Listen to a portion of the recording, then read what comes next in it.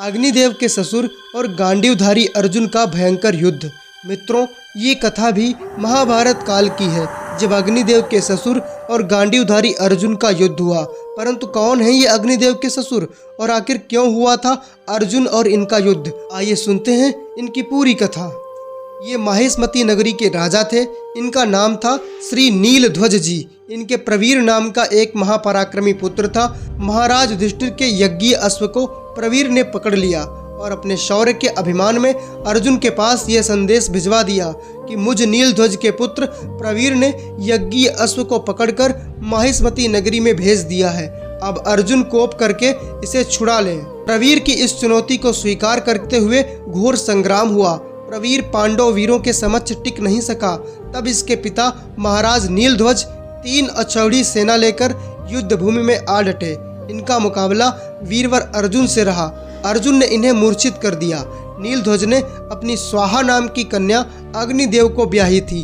अपने को संकट में पड़ा जानकर इन्होंने अपने जामाता अग्निदेव को बाणाग्र भाग पर प्रतिष्ठित करके पांडव सेना पर छोड़ दिया, जिससे बहुत से वीर क्षण मात्र में भस्म हो गए। अर्जुन ने अग्निदेव को शांत करने के लिए वरुण अस्त्र का प्रयोग किया, लेकिन अग्निदेव शांत नहीं हुए। तब अर्जुन ने नारायण अस्त्र का प्रयोग किया। नारायण अस्त्र का धनुष पर संधान हुआ देखकर अग्निदेव शांत हो गए और अर्जुन के यह पूछने पर कि अब तक तो आपकी मेरे ऊपर बड़ी कृपा रही है। आपने ही मुझे गांडीव धनुष और दिव्य रथ प्रदान किया है और आप सर्वदा मेरे साथ उत्तम और दिव्य सौहार्द का व्यवहार करते आए हैं, परंतु आज आप मेरे विरुद्ध अधिकाधिक उद्दीप्त होते जा रहे हैं। आखिर बात क्या है?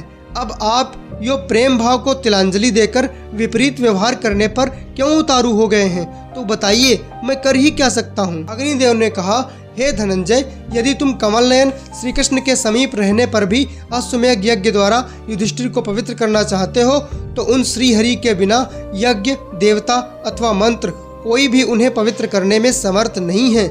ऐसा प्रतीत होता है कि तुम्हारा श्री कृष्ण में विश्वास नहीं है। तुम क्षीर सागर को पाकर भी दूध के लिए बकरी क्यों दुहाते हो और उदित हुए सूर्य का परित्याग करके प्रकाश के लिए जुगनू की आकांक्षा कैसे कर रहे हो? पार्थ, इस समय मैंने तुम्हारी सेना पर जो आक्रमण किया है उसका मूल कारण यही है। नीलध्वज की प्रेरणा तो दूसरा कारण है। ये कहकर अग्निदेव ने अर्जुन की नष्ट समस्त सेना को जीवित कर दिया और राजा नीलध्वज को समझाया कि भला जिन्होंने इंद्र के खांडव वन को जलाकर सहज ही भस्म कर दिया, जो श्री कृष्ण के अंतरंग सखा हैं, उन्हें कौन हरा सकता है? अतः आप उनका यह यज्ञ का अश्व वापस करके उनसे मित्रता कर लो, जिससे आपका कल्याण हो।